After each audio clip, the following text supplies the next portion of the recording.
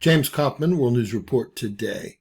Ladies and gentlemen, the USGS is reporting a magnitude 6.4 earthquake just offshore near the Philippines. Now, this originally came in as a 6.7 magnitude earthquake. There was an associated tsunami warning with this earthquake. Numerous aftershocks. This came in as a 5 on the DYFI, a 6 on the shake map, and the USGS is nailing it at about 35 kilometers of depth.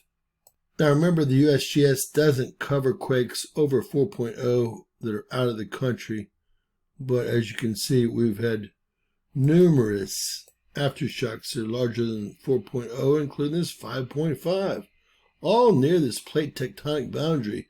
But the main quake really was not near a plate tectonic boundary. This, in fact, is a inactive volcano, not dormant, but inactive, and I will show you that in just a moment. There are no active or awakening volcanoes anywhere in the area. Now, if it looks like there's a bunch of earthquakes on the map, it's because there are. Remember, we're in a simultaneous superior conjunction with Mars and Venus opposite the Moon, Earth, and Jupiter behind us, all lined up with our sun. I wanted to point out the west coast and how active it is, incredibly active. It looks like the biggest quake over there is a 3.7. We have one decent-sized quake here in Yellowstone, although they're calling it a negative 0.3 earthquake, right, at 1.1 kilometers. And we have two here in the New Madrid. A very dangerous situation there, although they're very small and fairly shallow earthquakes. Over to volcanoesandearthquakes.com, you can see the mess we have down here. See if we can pull, there's a 4.3 there, one of the aftershocks. Let's see if we can pull that 6.4. Looks like USGS is going to be the main source. Again, this is volcanoesandearthquakes.com. 35 kilometers of depth, as we discussed.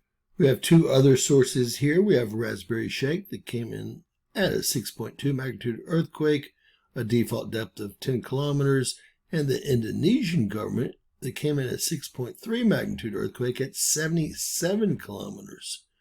Now, we're going to get some detailed information on this earthquake, but before we do, let's take a look at all the aftershocks. All right, this quake just offsets this plate tectonic boundary.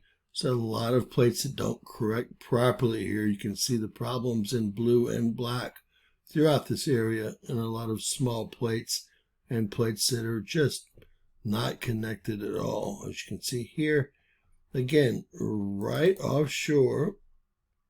And, well, there's been a ton of aftershocks.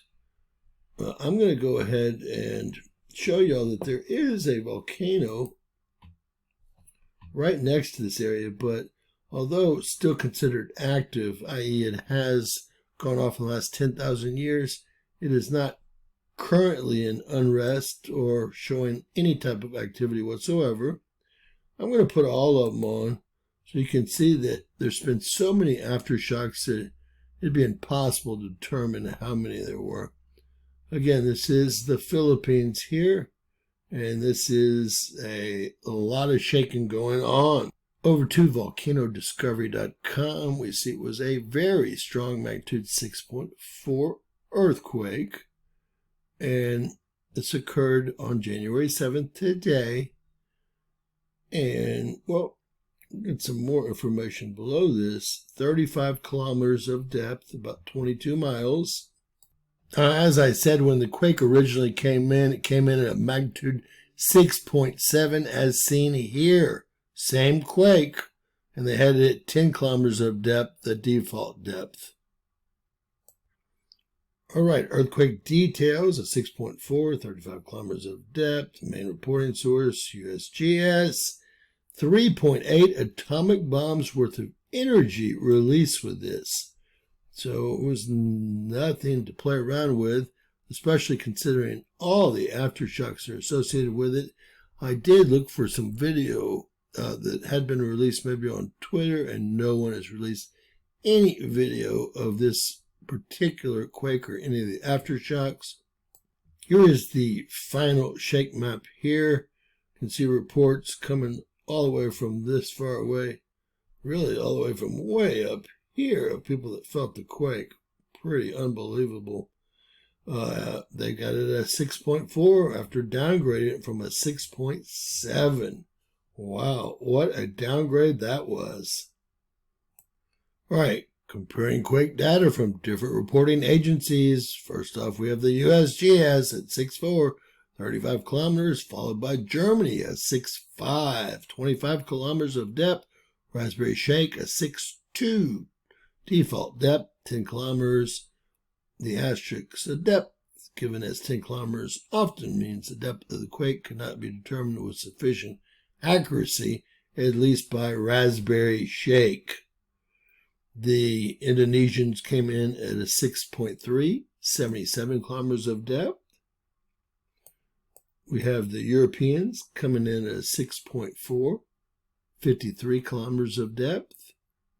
We have the French coming in at 6.32, which makes me think this was much stronger, plus or minus 0.17.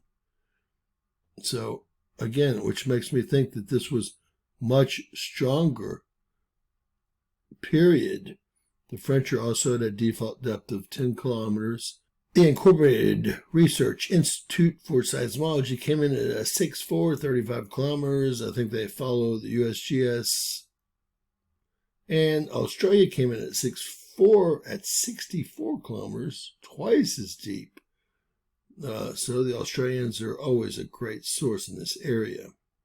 Now, we did have an associated tsunami warning with this quake. And these are the Philippines through here. We have no buoys whatsoever in event mode. This is a National Data Buoy Center operated by NOAA. So, in summary, it looks like the simultaneous superior conjunction with Venus, Mars, our moon, Earth, and Jupiter actually did cause an uptick in seismic activity. I will look into any volcanic activity that's new after this, and it looks like it hit pretty hard around the globe. The big story of the day, of course, is going to be the 6.4, originally a 6.7, and all the aftershocks in that area. We'll quickly mention the quake we had in Yellowstone, the two we had on the New Madrid, and how, well, busy the west coast of the United States has in fact been. With that said, God bless each and every one of you guys. Please give us a thumbs up. Please subscribe if you haven't, and always remember that anything's possible. Bizarro World.